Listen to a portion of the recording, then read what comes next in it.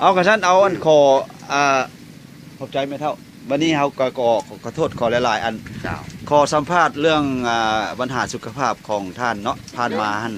อาจารย์วิทย์ก็อยากฮู้ชื่อเพื่อเสียงก่อนเนาะและเขาชื่ออย่างชื่อเฮานี่บอกเจ้าชื่อเป็นพ่อแล้วมันพอละเมาเนาะเจ้าและอยู่บ้านนี่เขาเฮ็ดหน้าที่อย่างเป็นกองร้อนบ้านเนาะเจ้าและอยากสัมภาษณ์ปัญหาเรื่องสุขภาพนี้ผ่านมาเขาเป็นมีปัญหาเรื่องใดปัญหาเป็นประดงนี่แหละเป็นวินก็ดีจอยกินหนุ่มใหม่เจ้าแล้วเป็นประดงนี่อันประดงแบบว่ามึนขัดหมดลมก็ไปบ่ได้ว่าขออนุญาตถ่ายดุไทยเบาดุเนาะเจ้าและเรื่องไทยเบาดุอันเขาบ่ได้ไปกวดห้องหมอว่าสาเหตุย้อนอย่างเขาบ่ฮู้บ่ได้ไปกวดเนาะแต่ว่าฮู้จักบ่คันไปกวดแล้วเขาว่าประดงโอ้ประดงกินตัวนี้เจ้าแต่ในนี้อันกินยาตัวนี้ละคือว่าย่างใดไปเป็นธรรมดาลุดแบบว่า2%แล้ว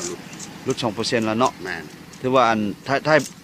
ทยเบาฮัดก็ไทยเบาปกติแล้วเนาะแบบลักษณะว่าคืนนึงอันว่าขออนุญาตมีแต่เก่านี่คืนนึงคันมันมื้อนี่เป็นชาว30เทื่อนี่เดี๋ยวนี้อันคืนนึงมีแต่2เทื่อ3เทื่อ2-3เทื่อเนี่ยแต่เก่าถือว่าเกือบปกติแล้วอย่าเกือบแล้วเกือบปกติแล้วเกือบแล้วบ่ได้นักก็โตก็ตนบ่ได้นักนี่เจ้าแบบสบายธรรมดาคนเฮาเจ้าแนวแต่เก่าคันเชื่อว่าเรื่องประดงหันเดี๋ยวนี้หันมันก็ลดลงประมาณ98%แม่นแหละเนาะก็รุนแล้วแต่ก่อนหันลมพัดก็เจ็บบ่หรือว่าไงโอ้ยฝนหยุดตกก็ฮู้จักแดดก็ฮู้จักลมก็ฮู้จักน้ำยาเนี่ยเป็นชมกินอันนี้ลมก็แล้วธรรมดาสบายเป็นนั้นเลยยอกเล่นดูไว้คุณเอาเชื่อมันว่ายาตัวนี้ละแน่นอนว่าระดับ1และในใจทางน้องนี่นะเจ้าแต่ยาอื่นเนี่ยกินเนี่ยแบบกินอยู่ตลาดนั้น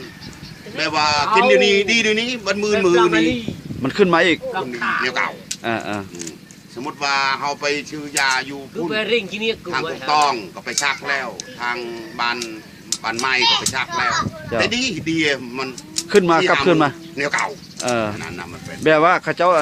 ซักมันให้ระงับอาการเจ็บปวดชั่วคราวแล้วมันจะขึ้นมาเนาะแล้วเขากินยาตัวนี้เขากินอัน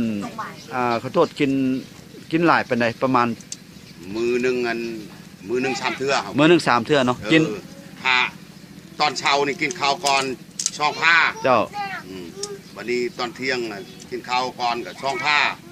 ตอนแรงกินข้าวก่อนช่องผ้าแต่ว่าให้จื้อว่าน้ำมันมีแต่จอกนึ่งแล้วกินยานะแล้วอันเขากินมดกวด1แล้วบ่หรือว่ายังบ่มดกวดเทื่อเนาะยังบ่ได้หมดยังบ่ได้หมดกวดแนวขน้อยนี่แหละว่าเรื่องกินเหล้านะก็มันลืมใช่นะบางมือก็กินบางมือก็กินบางมือก็ไม่ได้กินเนี่ยนั่นน่ะเจ้าแต่ผู้จักว่าดีแท้เจ้าถ้าเทียบใส่ยาอื่นที่ผ่านมาเขากินรู้สึกว่าตัวนี้มันจะเป็นอะไรโอ้ยดีขนาดเชื่อมันตนเองเนาะเชื่อมันตนเองแต่ยาตัวนี้ว่าบนอื่นบ่ได้ยองว่ายาแต่เขารู้สึกเส้นในกระตัวเองโตเขานะรู้สึกว่ากินยังก็บ่ได้คลำยังเลยยานี่บ่ได้คลำเขากินยังก็บ่ได้ผิดบ่ได้ผิดยังกันว่าเนี่ยนี่ผิดเนาะนี่บ่ได้ผิดเจ้ากระโตเขาก็ชอดสายใบหุ่งเจ้าแบบโอ้ยบ่ได้เมื่อยบ่ได้ยังนะเจ้าธรรมดาแนวเป็นคนอายุ15บ่นั้นแข็งแห้งคล้ายๆกับวัยรุ่นแข็งแห้งดีผู้เดียวแข็งแห้งเขาเป็นเปลี่ยนเลยเจ้ามูไม่ได้เป็นนั่นแหละนายเอ้ยและไม่อย่างอยากฝากสำหรับคนที่ว่าเป็นพยาธิคล้ายๆคือกับเฮานี่บ่เกี่ยวกับยามหัศจรรย์สมุนไพรตัวนี้เนี่ยนี่เนาะเรื่องยาตัวนี้แหละเชื่อมันว่าเฮานี่จิตใจของน้องนี่น้ำใจอยู่คุณว่ายาตัวนี้แหละเป็นแท้ยาแท้แต่ว่าผู้ใดเป็นตอนหน้าคือก็เรื่องเป็นประดงแต่ให้ยาตัวนี้บ่ให้ปลา